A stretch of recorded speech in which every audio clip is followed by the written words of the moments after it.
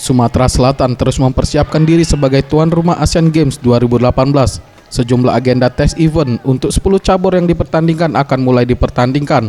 Salah satunya menggelar kejuaraan Poli Pantai Piala Gubernur yang ke-6 yang dimainkan di venue Poli Pantai Jakabaring 17-23 Oktober 2017.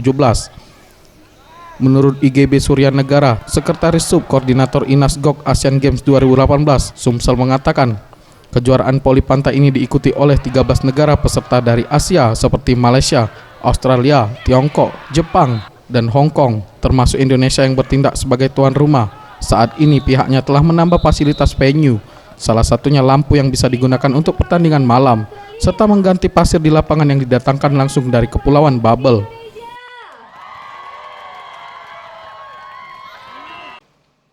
Ini baru pra persiapan, minggu depan mudah-mudahan kita mantapkan lagi, berkoordinasi dengan panitia Inasgok pusat, karena ini gabungan panitianya